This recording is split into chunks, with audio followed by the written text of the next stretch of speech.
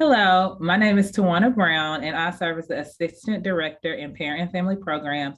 We are so happy to have you today tuning in for our webinar series about supporting your student. Today, we have Jennifer Turner from the Counseling Center, and she's going to talk to you a little bit about supporting your student through homesickness and different things that they may be experiencing at this point in the semester. And so, Jennifer, we're happy to have you, and I'll turn it over to you. Good morning. I am happy to be here to talk with you all a little bit about homesickness. As Tawana said, I'm Jennifer Turner. I'm Assistant Director of Clinical Services at the Counseling Center. If there are any questions at the end, I'll be happy to answer them. And I'm going to share my screen now and go through a presentation on homesickness.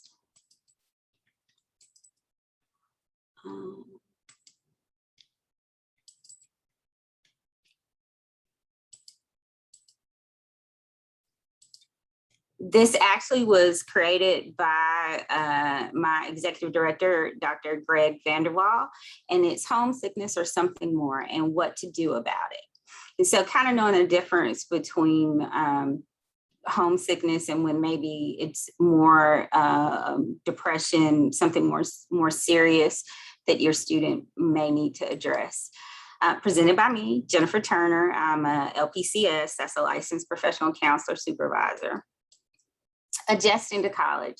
So every freshman will have been anticipating the college experience, maybe excited and looking forward to college life, maybe anxious and concerned about leaving home. What we often see is that for some students in a typical year, they're very excited about coming to school. They've been like waiting forever, and they have these expectations of what college life is going to look like. And then they get here and they may find it's not exactly like they imagined. And sometimes that prompts some homesickness. Or you may have a student who's anxious about coming to college and not necessarily anticipating it. They're concerned about leaving everything that they know. So you can have both extremes.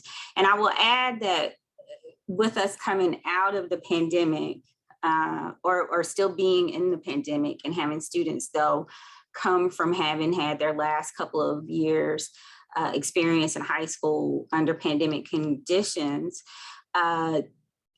there have been some extra anxieties and not necessarily students, I don't think necessarily thought they were going to be as anxious as they have been, not necessarily worried about COVID, but just the simple fact that they are now around so many people when they weren't before. So what I've had several people say to me is, you know, home was safe and it was quiet, and now there's all this interaction, all these things, and it's almost kind of overstimulating for some students. Regardless of the point of view, starting college is a stressful experience and may lead to feelings of sadness, loneliness, and worry. So it's important to kind of bear that in mind. Adjustment means change. So increased personal freedom. Students have to get used to making their own appointments, speaking to their professors, being able to stay up all night if they want to, being able to eat or not eat a balanced meal, meaning, you know, maybe eating some junk food and things that they didn't traditionally eat at home. And so they're kind of dealing with figuring out how to balance some of the things you as parents may have assisted them with, and now they have to do on their own. In addition to interacting possibly with suite mates or roommates when they maybe have not necessarily lived as closely with people. So that increased personal freedom, increased responsibility. One of the things I often hear from students is that I have to manage my money and kind of paying attention to doing that because maybe they didn't know how to balance their debit card or back in my day, it was a checkbook, but a debit card, and keep track of what they're spending and how they're spending it. Time management.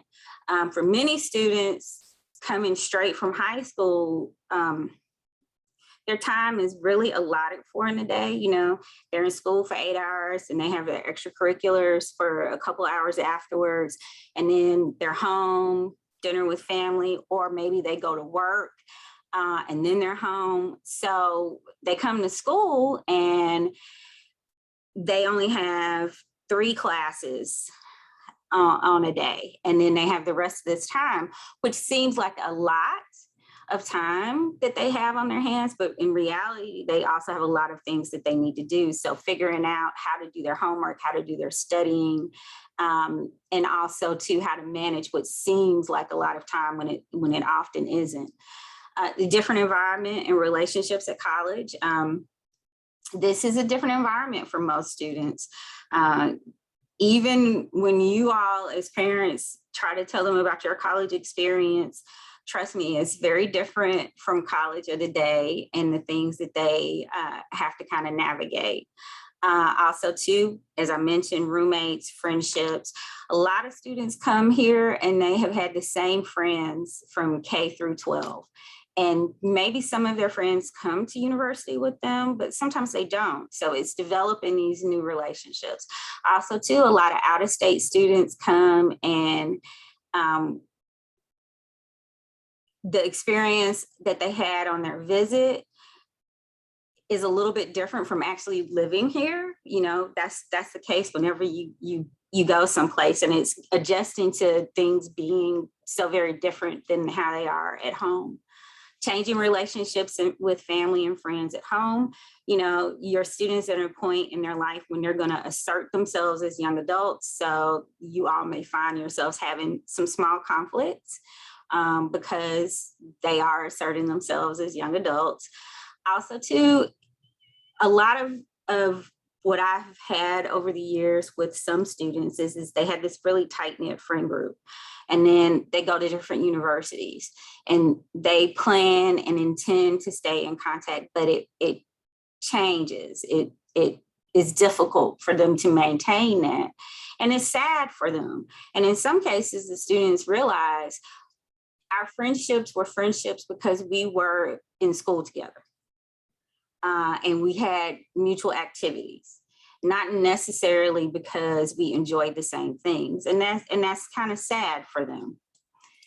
What is homesickness? Homesickness is an acute longing and a preoccupation for familiar situations and places. You know, you'll hear, I just want things to be like they were before. I miss everybody at home. It was easy. It was I knew what to expect. May cause some functional impairment, missing what is normal or routine, may start right away or may be delayed. So in other words, they may come home for a break and then they find themselves feeling homesick because, you know, they were here for a while and they went home and they got to see everybody. They got to see their pet. They got to have, you know, family interaction and their favorite foods. And then they come back here and almost that little taste of what they missed for a few weeks intensifies when they get back. And so a bit of a homesickness about that. What does homesickness look like? Depressed feelings or irritability. So sometimes sad, right? Feeling disappointed with unmet expectations. I often have students say to me, this is not what I thought it was going to be. I thought it was going to be easy to make friends. And in reality, for some of them, they've never had to truly make friends. Again, same people from K through 12, same people with extracurriculars. And so now they actually have to kind of go up and introduce themselves and develop relationships. And that's a bit difficult. Of course, they see all the fun stuff about college in the media and in movies and things. And so they expect it's going to look like that every day. They don't necessarily, even with college preparatory courses, realize that it's going to be difficult because classes and coursework are different from how they're done in high school. And so that just, even when it's college prep, that just makes it a bit more difficult because you're not going to the same classes every day. You're not going over the same information every day. And so adjusting to that, adjusting to a professor saying, okay, I need you to read 350 pages by Thursday when they tell you that on Monday. Anxiety, anxious about the good things, the things that are negative, just simply being someplace where they don't know people. So very anxious, maybe some panic attacks, upset stomach. That comes under that minor physical ailments. Emotionality, irritable, teary, having little arguments with folks. Often I've heard students say, I just don't feel like myself. I get very teary very easily. And that's an example of it. The minor physical ailments, upset tummy, maybe headache, just feeling out of sorts. Finding relief at home or longing for a home to gain relief. So they go home and all of this other stuff clears up that they've been experiencing here. And so being at home, I feel better than being at school. So those are all signs of homesickness and what it looks like.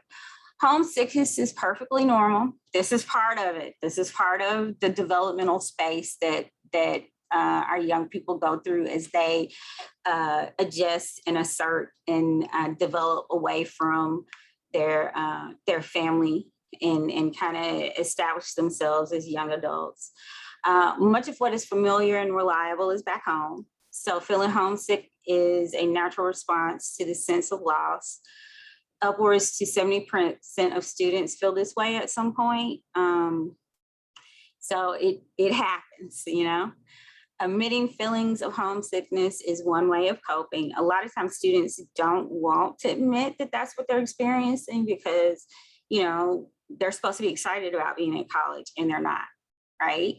So they feel somehow like it's odd that they feel that way. So normalizing it for them that, yeah, sometimes people get homesick when they're not around their normal environment.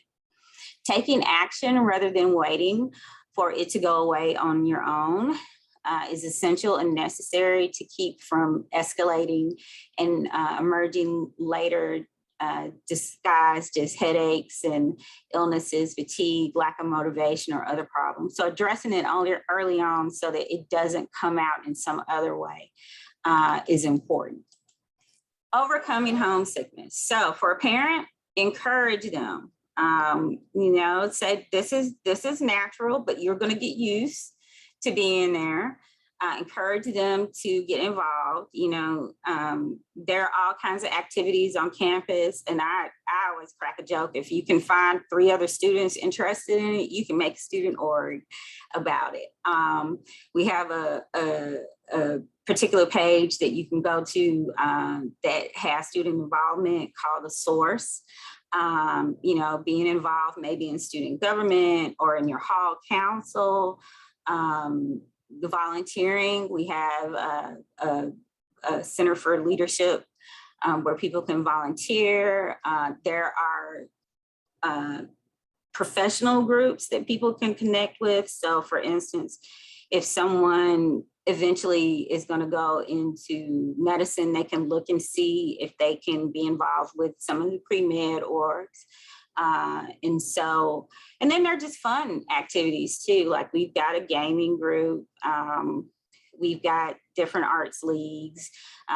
So I think there's over like 400 groups right now. I may be telling you wrong, but they can find someplace.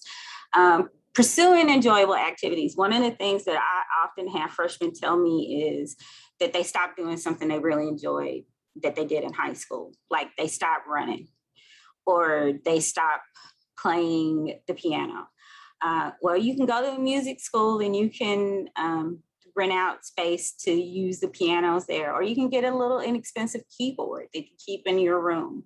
But doing those things that you enjoy, you should still do them. And it's almost like students get very busy and they forget that those were things that they enjoyed and they did daily. Personal organization, staying on top of your stuff so that you don't feel overwhelmed, staying on top of your studying, staying on top of when you do have meetings for study groups and that kind of thing is really helpful. So a calendar or a planner, I often have students say to me, well, I have it all on my phone. And I'm like, that's great, but go get yourself a wall calendar and write it out so that you can see it. Because you're not necessarily going to automatically see it in your phone. Staying in touch with family, reaching out, emailing, calling is important. I will say this though, calling throughout the day is not necessarily the healthiest thing for a student because they're also keeping one foot at home. So setting a specific time that you all are going to check in versus calling each other 10 times a day. Technology has made it very easy to stay in contact, but it's also made it very difficult for some students to establish themselves here on campus. Keeping expectations flexible. Yeah, sometimes it's not going to be fun. Sometimes it's going to be work. Sometimes people are going to be irritable and it's not going to look like those movies or even the fond memories that people talk about regarding their time in college. Volunteering, there are different groups on campus that do volunteer things like Al's Pals. There are different mentoring groups for some of the elementary schools. There's Habitat for Humanity. So those are good things to engage in because when you volunteer and you do something for somebody else, it helps with your own mood. Going new places, I know for a lot of the freshmen, they may not have access to a car. Pre-pandemic, there were different things that you could do on campus where they got groups together to go on trips. And I think that will probably be starting up again sometime soon. But also too, they can still get together with a couple of friends and go check out some new restaurants, go check out our Arboretum, go for a walk on the Riverwalk. A lot of people who have pets, I tell them to go to the dog park and, you can still see pets and watch people walk their dogs. Goal setting, encourage them to set goals as to what they're working on and, monthly goal setting, which sometimes that has nothing to do with academics, but it could be, I'm going to drink more water this month. I'm going to go for a walk this month, because all of that is important as well, because you're keeping yourself healthy. Doing something new with a new person or a friend. Rock climbing. I've got a couple of people who recently made friends with some folks who were involved in outdoor rec, and so they are trying rock climbing for the first time. They're excited about it, but they also are keeping their expectations flexible and have said, I may not want to go do this again after I do it this time. Overcoming homesickness, encourage good care. I mentioned setting those goals sometimes could be about making sure that you're sleeping enough, that you're having a healthy diet, that you're exercising, that you're keeping everything in balance. You go have some fun with friends, you stay home sometimes and rest, which students sometimes forget to do that, and that you do your homework. And also to help normalize some of the feelings of homesickness. Again, it's natural for you to feel this way for a time being, and if you do these things, it will help your mood improve and you won't feel as homesick, because also too, we're going to be here, right? You have a safe place to land. Avoid alcohol and other substances, so engaging in behaviors that are not healthy and that could cause more problems in the long term, encouraging them not to engage in those unhealthy behaviors. When might it be something more? So it may be something more if a student is afraid to go new places and meet new people. Now, I know that currently with the pandemic that may be a bit heightened for some people. But if a student never wants to try to venture out and try to meet new people, then there's an issue that needs to be addressed, possibly. Spending excessive amounts of time alone and isolated. Really, yeah, no, I'm avoiding everyone. I don't feel comfortable interacting with people, or I'm afraid to, or I think they're going to judge me, is often some of what I hear. Thinking about people and places at home, and not just thinking about them, but like almost putting them on a pedestal and making them very, oh, home was perfect. Kind of not thinking about, yeah, home was like any place else, some good and some bad. My friends at home, they're perfect. Well, no, they're like anything else, some good and some bad. So keeping it kind of reality based, excluding other activities. So someone says to you, hey, let's go to the movies that they're showing here in housing tonight. And the person's like, no, I don't want to do anything. I don't want to do that. And that's always what they say. Having a drastic change in eating or sleeping patterns. So comfort eating or not eating enough or sleeping all day or not sleeping enough can be issues. Feeling that others are making them feel isolated, left out, or picking on them. Nobody likes me here. They're all judging me. I don't fit. Hearing that kind of constantly could be more of an issue. Feeling overly self-conscious. Oh, these kids are so different from me. They all have money. They're all really pretty. They all dress this way and I don't. And kind of reminding them that it's okay to be different and not to feel self-conscious about those differences. Of course, for a lot of students who've been very good academically and been a big fish in their small pond, they come here and, you know, they're up against other fish who've been big fish as well. And so they start to worry about their ability to do well academically. And I try to get them not to focus on what other people are doing or what they say they're doing, but to focus really on what they need to do for themselves academically. Feelings of loneliness that are overwhelming. The student is so overwhelmed with loneliness that they don't want to go to class. They don't want to get out of their room. They are crying all the time. Poor concentration and inability to focus at any time. Consistent and constant brain fog, like students like, I just can't think. Persistent feelings of anxiety or depression. So anxious that you can't do the simplest things. I can't go out into my own living room because I'm worried about what my suite mates are going to think. Or there's somebody out there that's a friend of theirs, and I know they're a friend of theirs, but it makes me anxious or depressed. I can't. Nothing seems like it was before, and it never will be again. Unable to see that this is temporary, unable to kind of pull themselves through and try some different things.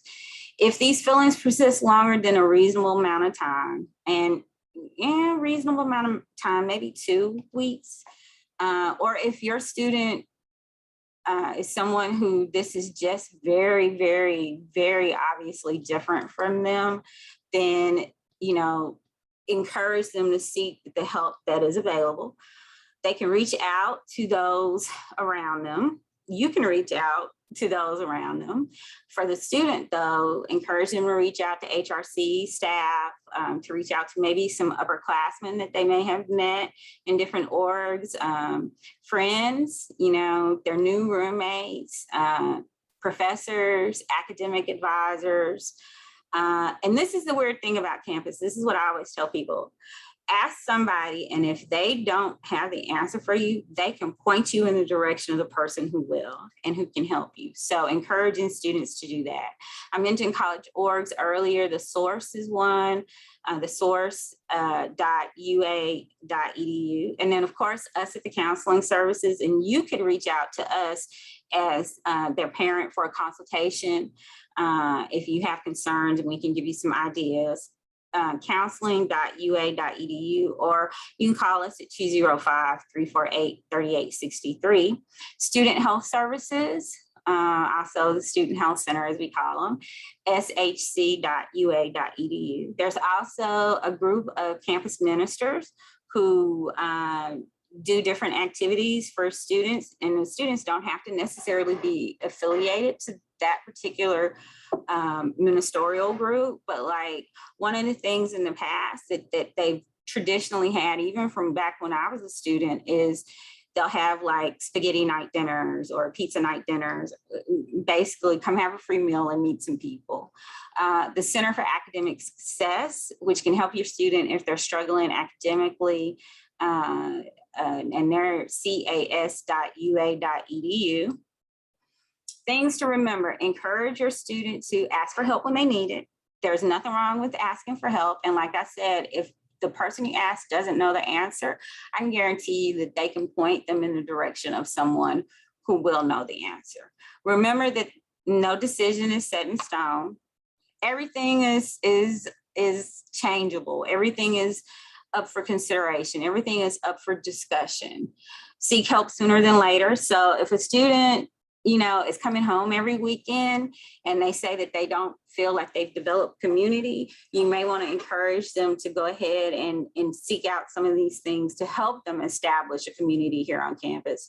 Engage in good self-care, eating, sleeping, exercise, being proactive, meaning I'm feeling kind of sad. Maybe I want to go ahead and talk to someone at the counseling center, or I need to go talk to my RA, and getting involved, you know, looking into the different orgs on campus that students could be involved in. So that is the end of my presentation. I wasn't sure if there are any questions for me at this time. So Jennifer, it's if they have questions, they are able to submit those. They can submit them to us at parents at ua.edu, and we will forward those on to your office if there is anything specific that they want to know. But I just want to thank you for taking the time to share this resource with families. I think it's extremely important that they use this resource and are in tune with what their students may be going through. Thank everyone for taking the time. And like I said, if you have any questions, please don't hesitate to reach out to our office at Parent and Family Programs or reach out to the Counseling Center. The information that Jen provided you, you'll be able to reach out to them there, or email us again at parents.ua.edu. And so we look forward to talking with you in the future. Thank you, and Roll Tide. Bye-bye. Thank you. Bye.